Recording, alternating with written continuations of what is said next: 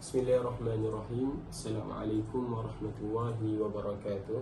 InsyaAllah pada hari ini kumpulan kami akan membentangkan berkenaan dengan komunikasi dalam pengajaran pendidikan Islam kepada murid kurang upaya.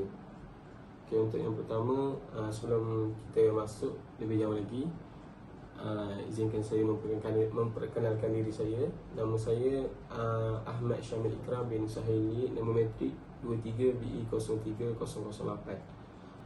Okay, untuk artikel saya memilih artikel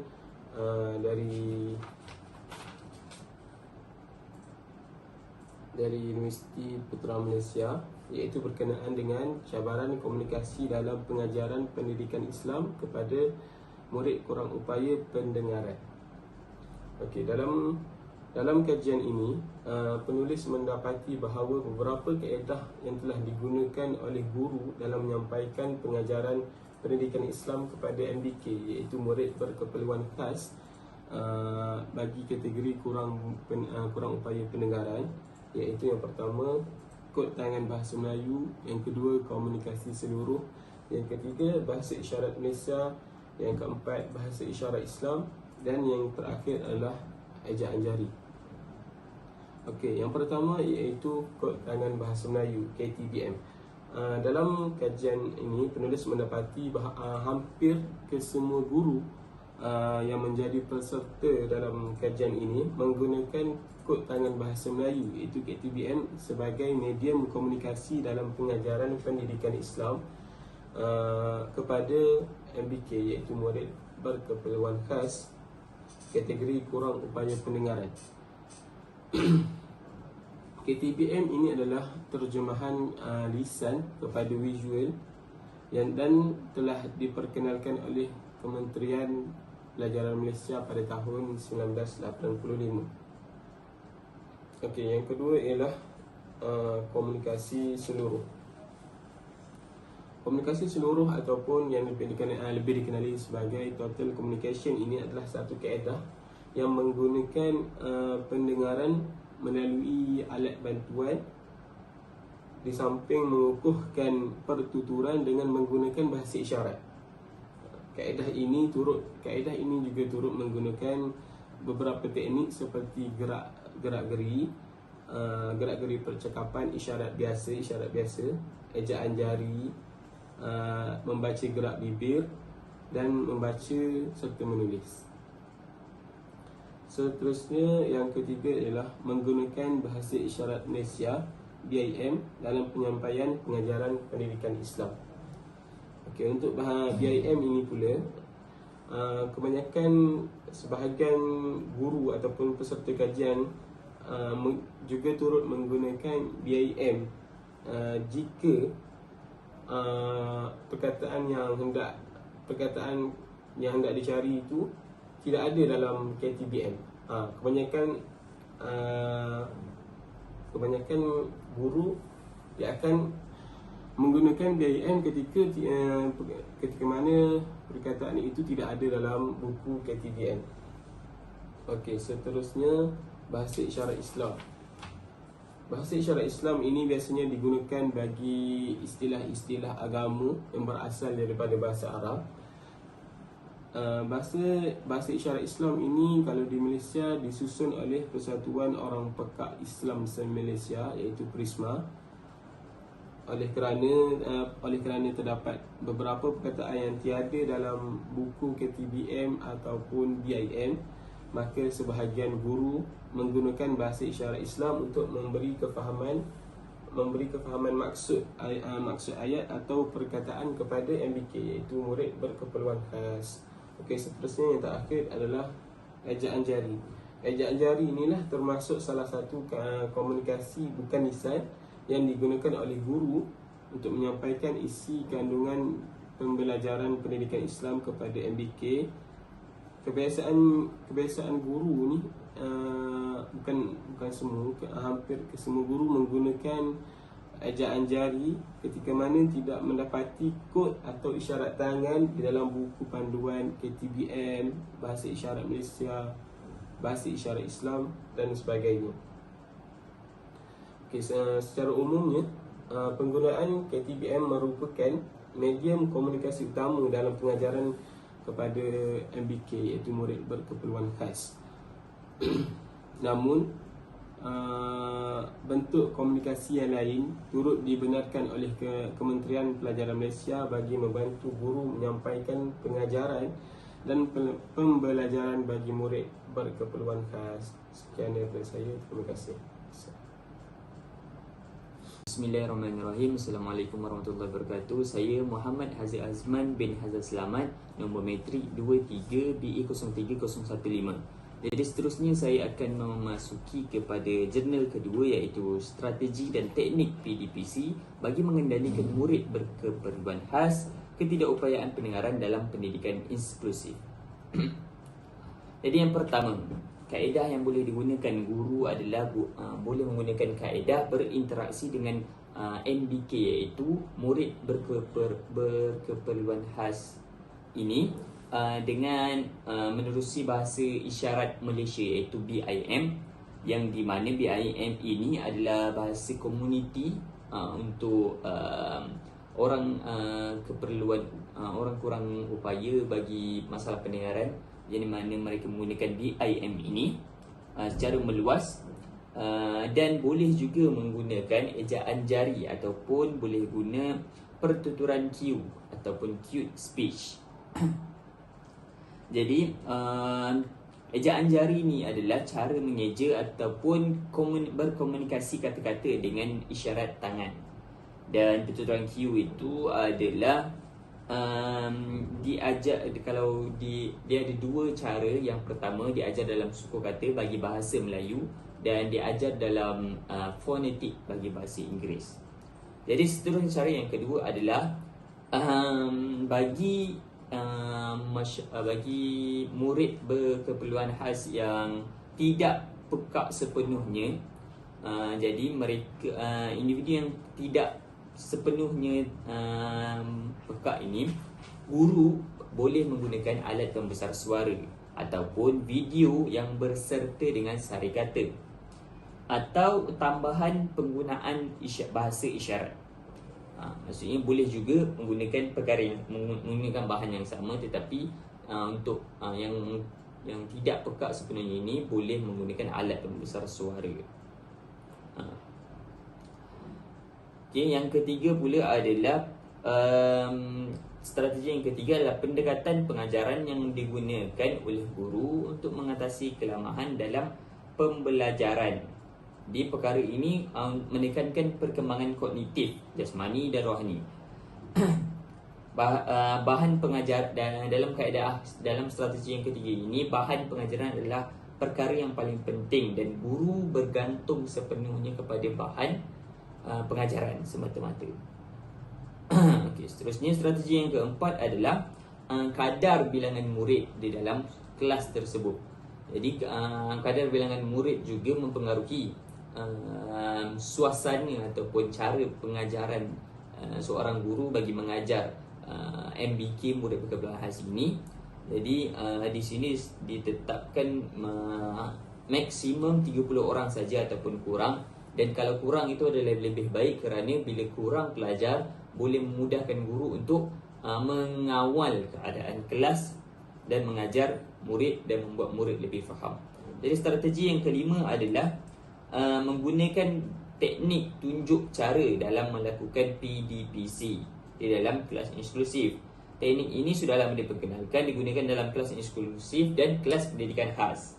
Teknik tunjuk cara ini adalah kaedah yang melibatkan demonstrasi ataupun dengan kata mudah ada contoh praktikal. Jadi dengan contoh praktikal ataupun demonstrasi ini, pelajar lebih mudah faham dan lebih mudah mengingat apa yang diajar dan apa yang ingin disampaikan oleh guru.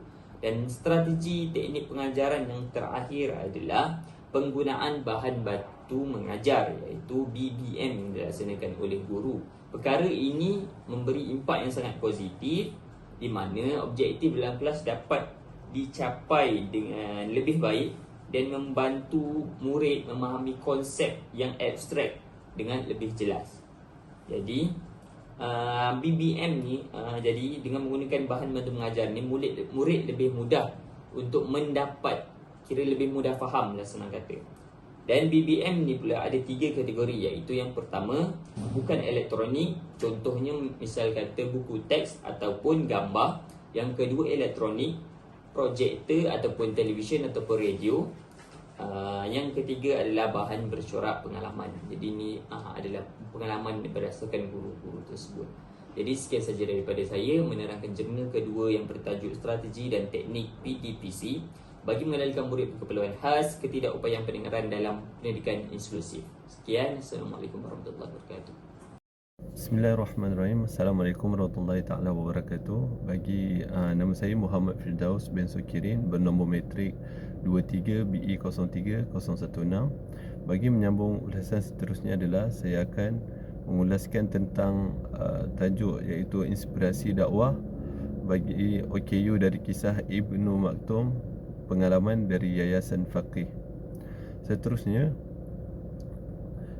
yang pertama, Yayasan Faqih memberi khidmat pendidikan Al-Quran kepada OKU untuk memperluaskan akses mereka terhadap pendidikan Islam dan menangani isu tuntutan beragama.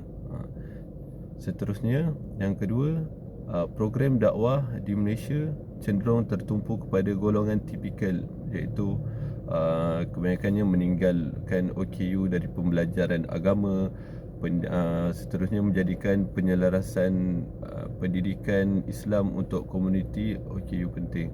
Maksudnya kat sini adalah bahawa dalam kebanyakan program dakwah di Malaysia lebih mengutamakan kepada golongan yang tidak mempunyai kecacatan fizikal ataupun kekurangan orang cakap kekurangan upaya.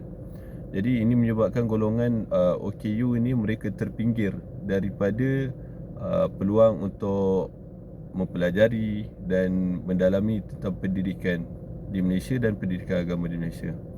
Seterusnya, yang ketiga adalah keterbatasan komunikasi antara pengajar ataupun asatiza dan pendakwah dengan OKU menyebabkan kesulitan mempelajari agama, memberikan keperluan penglibatan sukarelawan yang memahami keperluan komuniti OKU. Bagi keterangan dia adalah bermaksud mereka bersukar untuk berkomunikasi antara para pendidik agama iaitu ustazah dan juga pendakwah. Dengan golongan OKU mereka menghadapi kesulitan untuk memahami. Sebab kalau kita golongan yang orang cakap apa, bukan sempurna tapi dah ada cukup sifat, kita senang untuk berinteraksi. Tapi bila kekurangannya orang cakap apa, upaya, contohnya ada masalah pendengaran, jadi untuk mereka berinteraksi dengan asatizah dan pendakwah pun akan menjadi sulit, akan menjadi berat.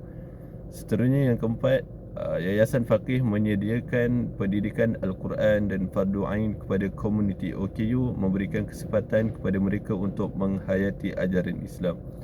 Jadi nak katanya Yayasan Faqih ni, dia peranan dia adalah menyediakan peluang kepada komuniti OKU untuk memperoleh pendidikan agama Islam, khususnya dalam mempelajari ilmu Al-Quran, Fardu Ain. Seterusnya, inisiatif mereka diberi peluang untuk mendalami dan menghayati ajaran Islam sehingga dapat mengamalkan orang cakap penghayatan Islam dalam kehidupan sehari-hari mereka. Yang kelima, konsep sukarelawan dalam dakwah OKU memerlukan keikhlasan, motivasi, kerjaya dan sosial, khidmat komuniti dan kemahiran kesukarelawan dan yang merupakan faktor penting dalam mempengaruhi penglibatan individu dalam aktiviti kesukarelawanan.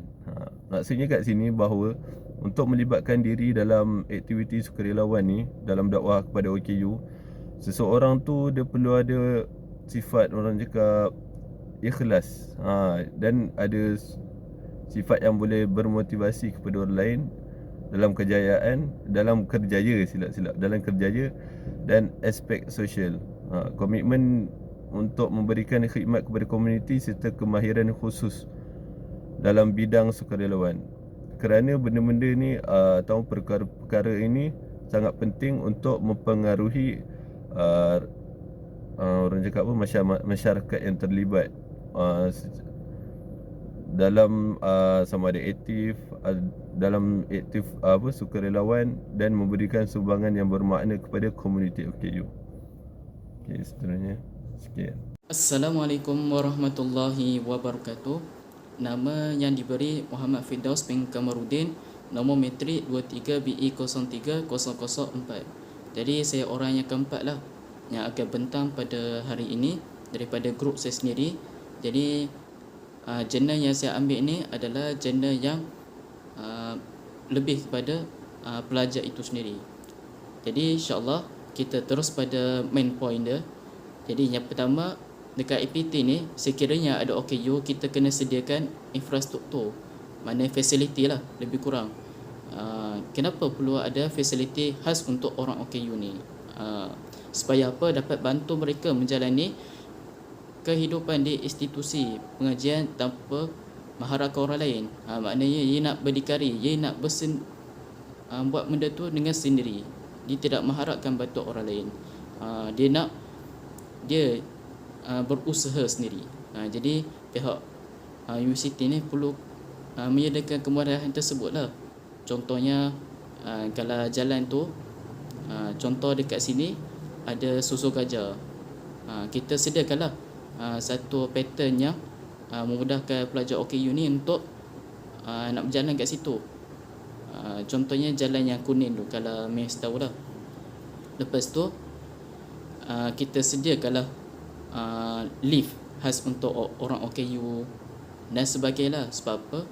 Kita nak mudahkan pelajar OKU ni. Dia dah ada azam, dia ada motivasi yang tinggi. Jadi kita tingkatkan motivasi dia, sediakan kemudahan dia.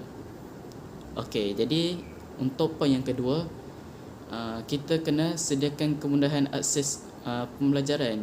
Jadi di keterangan kat sini, bagi membantu pelajar OKU di pusat pengajian tinggi, kemudahan pelajaran mesra OKU seperti braille, perangkat audio, accessibility, talkback di laptop dan telefon pintar adalah sangat diperlukan bagi membolehkan golongan OKU untuk mendapatkan info maklumat dengan lebih jelas. Jadi kita tahulah OKU ni dia banyak kekurangan, dia banyak halangan yang dia hadapi, macam-macam lah ragam yang kita akan dapat daripada orang OKU ni. Jadi untuk kita nak mudahkan urusan dia orang, untuk kita nak memudahkan golongan yang begini, kita sediakanlah bahan tadi. Ini contoh sajalah.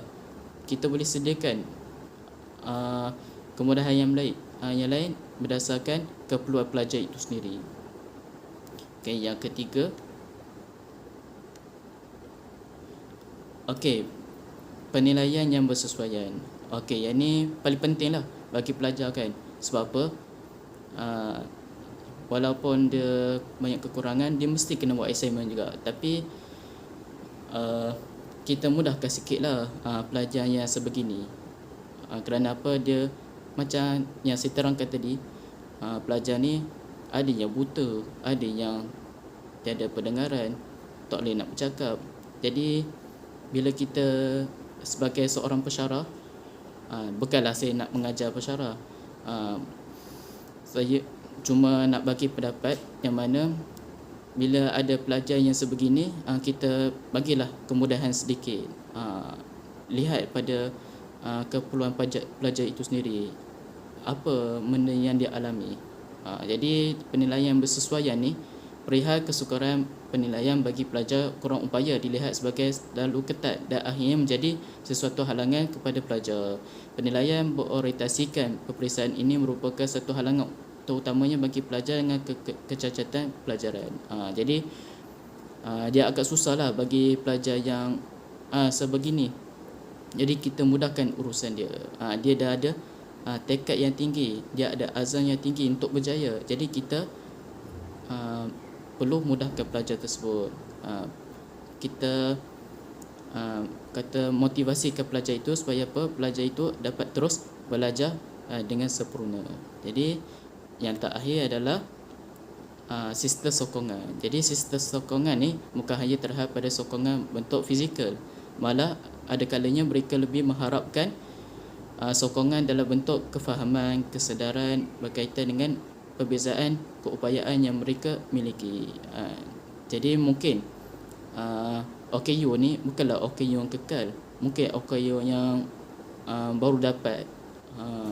Dia tak semestinya OKU ni dia daripada lahir. OKU ni mungkin dia accident ke, tiba-tiba dia mengalami kemalangan yang tidak terduga, menyebabkan mata dia buta, kaki dia tak ada. Jadi kita kenalah sediakan sokongan dia, bagi tips pada pelajar yang sebegini, macam mana mereka nak survive kehidupan mereka di universiti ni, bagi mereka kefahaman yang betul lah, supaya apa pelajar ni orang kata dapat ikut flow yang betul, dapat mengikuti dan apa yang ada dekat universiti ini. Okey, insyaAllah itu saja daripada saya. Segala kekurangan sepanjang saya bercakap tadi harap dimohon maaf, dan insyaAllah kita akan jumpa pada waktu yang akan datang. Wabillahi taufiq wal hidayah. Wassalamualaikum warahmatullahi wabarakatuh.